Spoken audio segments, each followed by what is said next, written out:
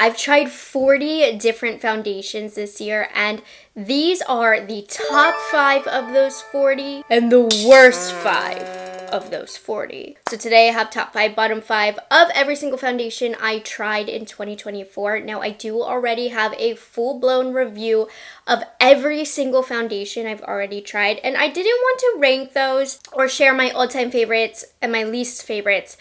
Just because foundation is one of those more personal things. I feel like everybody's looking for something different. They have different skin types, different lifestyles. And so I wanted to give more so the facts of those foundations and my personal thoughts, of course. But today I'm actually going to share with you which ones I ended up loving the most and wearing the most, and which ones simply ruined my day. So let's go ahead and get into it. Now, first, let's talk about my skin, what I'm looking for. I'm going to go over it very quickly. I went over it in that video as well. Dry skin, sometimes normal, but in the winter, it is more dry. I have discoloration, like red spots, dark spots, freckles, acne-prone skin. Typically, I prefer a natural finish, medium coverage, and you'll see that come through in my favorites. And I think that about covers it all. So let's just hold on. Dun, dun, dun, dun. Let's get into the worst 5 foundations. I mean, I tried a lot. There were 40. And dare I say, there's a couple that are actually the worst foundations I think I've ever tried. And when I say foundations, I just mean the broad term. This includes skin tints, tinted moisturizers, full coverage, all of the works of just covering the whole base. So, is this one the worst? I don't know. It is fighting with another product, but I have the... By the way, I do not recommend any of these, to anybody. Not my worst enemy. The Physicians Formula, what do they call this? Diamond Perfector Mineral Wear BB Cream. So this one sticks to things that are non-existent. It sticks to non-existent problem areas. It sticks and fills in pores that I didn't even really notice before. It looks dry. It applies chunky. This is one that ruins my day. Every time I've tried to wear this, I've had to completely take my makeup off. Now, in my demos, I would say the worst products look a little better than normal because I didn't have any other products to pair with it. So a lot of these worst 5, they react to having any other product pair with it. So this one didn't have anything to react to. So it was on its best behavior, but you can still see it sinking into pores. You can see it getting into fine lines and cracks that I couldn't even tell was there. This is a filter to show you where all of your problems are. It is awful, horrible, ugly, chunky, uneven. There is not a redeeming quality to this product. It is the worst product I've ever put on my face, I think. So, we don't recommend her. The next one that I have is in competition with Physicians Formula. It does have a little bit of different problems. And this one has a very different price point than Physicians Formula. So this is downright unacceptable. This is the Bobbi Brown Vitamin Enriched Skin Tint, and I have been talking so much trash about this for so long. I can't believe I only tried it in 2024. I feel like this has been haunting me for years. It's terrible.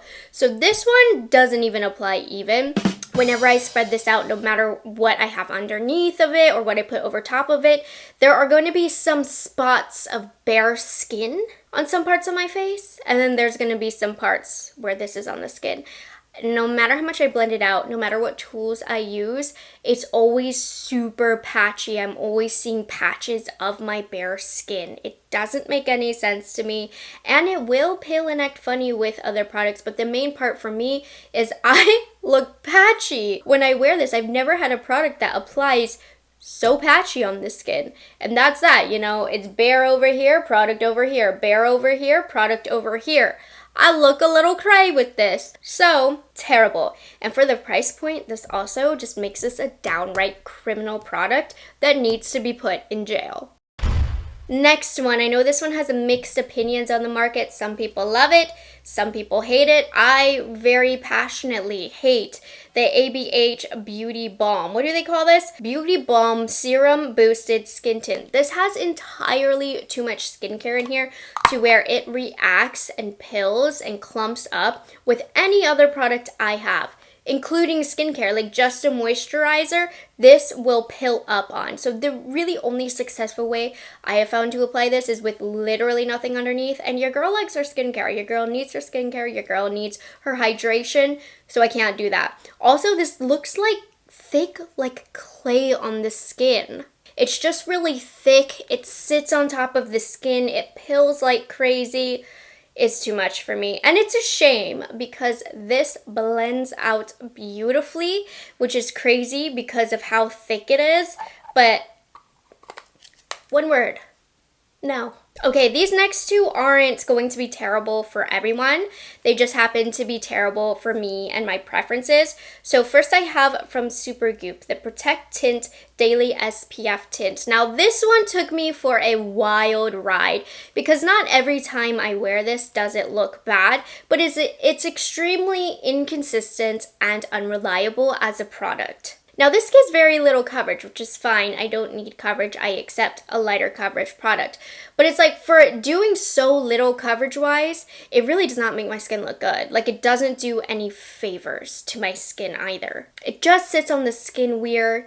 It's picky with what products I pair it with. Like sometimes it will pill, sometimes it won't. Sometimes it applies even, sometimes it doesn't apply even.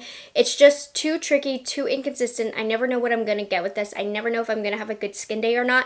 And at this price point, I simply should not have to gamble every time I wear this. So this is the most unloyal product in this collection. The very last bottom 5 one.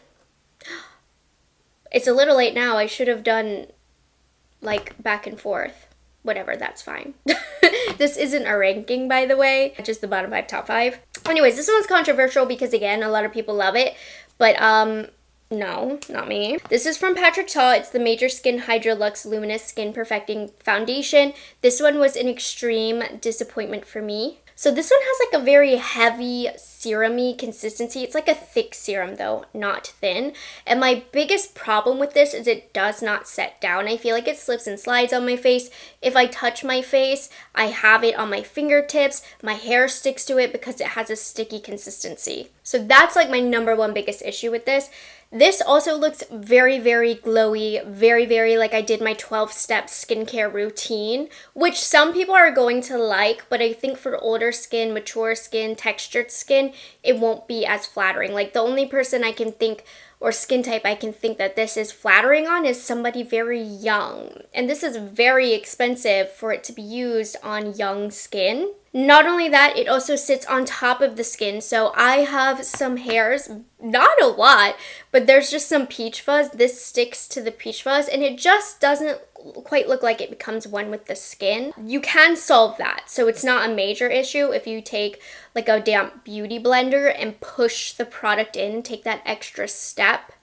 It looks much better afterwards. It doesn't look like it's sitting on top of the skin, but at this luxury price point, I do expect luxury quality, in which one of those characteristics for me is that it pretty much applies itself, and it couldn't be more opposite from this. While I can get it to look decent, I have to put in the work, and I just think at this price point, that is not acceptable, which is why this is one of my bottom 5 foundations for the year. Boo! Now let's take this negative mood and twist it into something more positive. Let's talk about my top 5 foundations. And honestly, this year there were so many good foundations. I had like 10 that I wanted to talk about today that I really love, that I really felt like was integrated into my everyday routine. They had entered my daily rotation, but I truly could only pick 5. So I tried to pick my 5 most used. So I think numerically, the foundation that I used the most is the About Face Skin Focus Foundation. One of my favorite things about this is actually the price point. I feel like this is such a high quality product at only $22. So I don't know how they did that. Now this looks like a second skin. It has a nice natural finish, medium coverage. It wears all day. It looks really healthy. I also love the applicator on this. it's just a big doe foot that I run all over my face and it blends out super easily. So not only is the application easy, but I just love the way that it looks. I love the way that it wears. This formula is an ideal everyday foundation for me. I'm like debating, I'm packing for Spain pretty soon. I'm like, is this the one I want to bring? Because it's good for every day, but it's also good for like, you know, more full beat situations. Definitely one of my most used, probably my most used. It is, I want to say, competing with the next one. But like, I've had this one for way longer, so I think that's why it might have been used more. Super reliable, very pretty on the skin. The next one is my most used since I got it. I've talked about this one a lot, so probably won't go into too much detail, but we have the Fenty Beauty Soft Lit Naturally Luminous Foundation. I've always said this, certified hater of the matte one, but they popped off with this foundation. If you didn't like the matte one, definitely give this one a try. So this one's really unique because I feel like it has this velvet finish on the skin that's extremely blurring, and it's like a notch above a natural finish. So it's not like super luminous, but it's a little bit more than a natural finish, which I think is really pretty. I think the blurring nature of this is also really unique considering the finish. It wears really good. It makes your face just look so soft. That's the best way I can describe it. Velvety, soft skin. Almost like powder without being powdery. So this one, since it launched, has easily been my go-to foundation. I even have this in a separate container to travel with. It is like good for every single occasion as well. Your skin is just going to look fantastic. I mean, a lot of the things I'm going to say about these foundations are going to be similar because I kind of like the same style of foundation. Medium coverage, natural finish. But that one, it tops it all. That I think is my favorite foundation of 2024. So the next one that I have is very expensive, but you know what? At the very least, they showed up and showed out and did their thing, and it might be worth the $70. It is for me, at least. So this is the Chanel Le Beige Water Fresh Complexion Touch. This is their fuller coverage one, and it gives so much full coverage. And what's so unique about this is it has that really watery, thin consistency, and yet it's able to provide as much coverage as it does. Now, ignore my demo where I had some chunks. It's been a little bit since I've used it, so I had some dried up chunks on my face. Normally not like that. So this is one of those unique foundations that has these like popping pigment balls, but these balls work out really easily. You barely even need to massage it to get an even coverage, and it looks so juicy on the skin. It looks so hydrated on the skin, but it still gives great coverage. It lasts all day. When I wear this, I look like I drank a gallon of water. I look hydrated. So while this one is $70, and if I'm paying $70, I definitely wish this had nicer packaging. That's something that's important to me, okay? What is inside? Liquid gold, seriously. Now this, I've been wearing all Christmas time. I don't know why, it's just stuck with me. I think this might be my Spanish foundation. I like to bring a foundation stick on travel. So this is from Dior. It's their Skin Perfect, or Dior Forever Skin Perfect foundation stick. Now this is a second skin in a stick. And what I like about this is you can truly customize the coverage you get. So if you just want like a little bit of spot concealing, maybe dull some of the redness, you can do that with just a couple of swipes. If you want a medium coverage, you can get that. If you really want to focus on some areas, it might be a little thick, but you can get full coverage with this. And it just has that natural, pretty glowy, I would say, finish, but not like sweaty glowy, just again like the Chanel. Just like, it looks like you drink your water. It's definitely less glowy than the Chanel. It looks like skin, but like your best skin possible. Okay? That's how I can describe it. Super easy to blend out. I know sometimes foundation sticks can be a little intimidating because sometimes they can be difficult to blend out. Not this one. It worked itself out really lovely with a brush. Truly luxury quality. I mean, all of Dior's foundations are in my top favorites list. So I was stoked when this one launched this year, and it did not disappoint. And it's mess free.